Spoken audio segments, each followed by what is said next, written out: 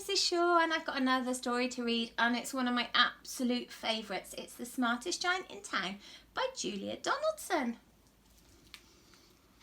Okay, there he is, not so smart at the moment. George was a giant, the scruffiest giant in town. He always wore the same old brown sandals and the same old patched up gown. "I wish I wasn't the scruffiest giant in town," he said sadly. Oh, look, he looks so sad. But one day, George noticed a new shop. It was full of smart clothes, so he bought a smart shirt, a smart pair of trousers, a smart belt, a very smart stripy tie, some smart socks with diamonds up the side, and a pair of smart shiny shoes. "Now I'm the smartest giant in town," he said proudly. George left his old clothes behind in the shop. He was about to go home when he heard a sound. On the pavement stood a giraffe who was sniffing sadly. "What's the matter?" asked George. "It's my neck," said the giraffe. "It's very long and so very cold. I wish I had a long warm scarf." I wonder what he's going to do. "Cheer up," said George, and he took off his stripy tie. "Didn't match my socks anyway," he said, as he wound it round and round the giraffe's neck. It made a wonderful scarf. "Thank you," said the giraffe. As George strode towards home, he sang to himself, "My tie is a scarf for a cold giraffe, but look me up and down, I'm the smartest giant in town." George came to a river. On a boat stood a goat who was bleating loudly. "What's the matter?" asked George. "It's my sail," said the goat.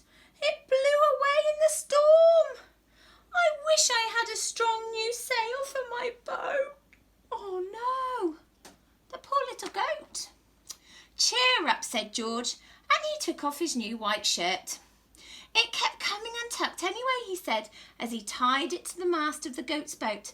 "It made a magnificent sail." "Oh, thank you," said the goat. George strode on, singing to himself, "My tie is a scarf for a cold giraffe, my shirt's on a boat as a sail for a goat, but look me up and down, I'm the smartest giant in town." George came to a tiny ruined house. Beside the house stood a white mouse with lots and lots of baby mice. They were all squeaking, "Squeak, squeak, squeak, squeak, squeak." "What's the matter?" said George. "It's our house," squeaked the mother mouse. "It burnt down and we have nowhere to live. I wish we had a nice new home."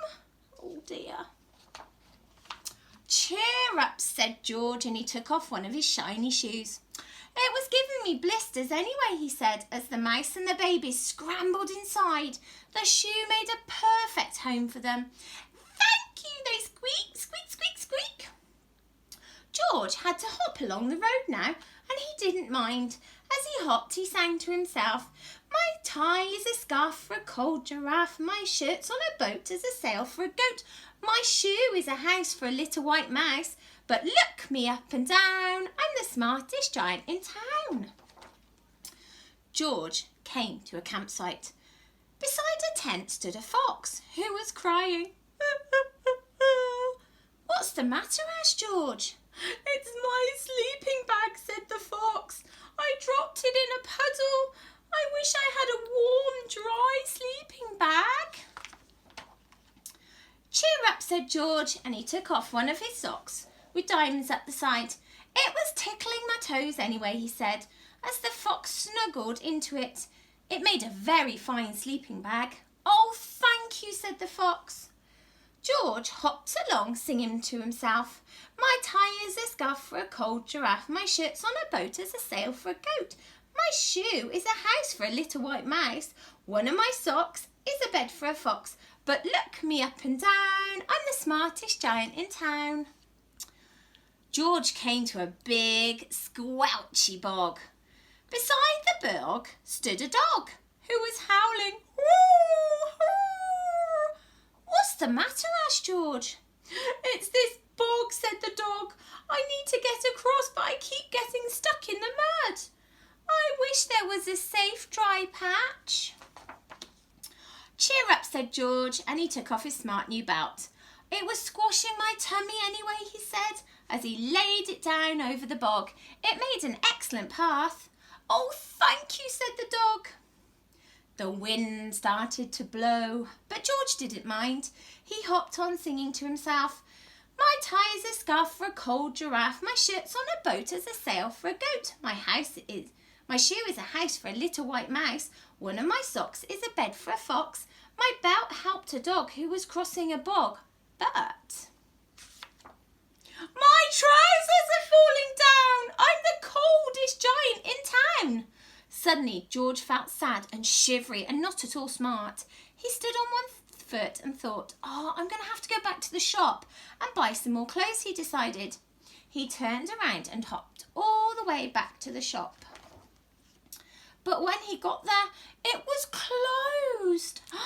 Oh no, cried George. He sank down on the doorstep and a tear ran down his face. He felt as sad as all of the animals that he had met on his way home. Then, out of the corner of his eye, he saw a bag with something familiar poking out of the top. George took a closer look. My gown, he yelled, my dear old gown and sandals. George put them on. They felt so comfortable. I'm the cosiest giant in town, he cried, and he danced back home along the road. Outside his front door stood all the animals he had helped. They were carrying an enormous present. Come on, George, they said. Open it, open it. George untied the ribbon. Inside was a beautiful gold paper crown and a card. Look inside, George. Look in the card, said the animals. George put the crown on his head and he opened up the card. Inside it said, your tie is a scarf for a cold giraffe. Your shirt's on a boat as a sail for a goat. Your shoe is a house for a little white mouse. One of your socks is a bed for a fox. Your belt helped a dog who was crossing a bog. So here is a very fine crown to go with the sandals and gown of the kindest giant in town. There he is down there. They've written the letter themselves.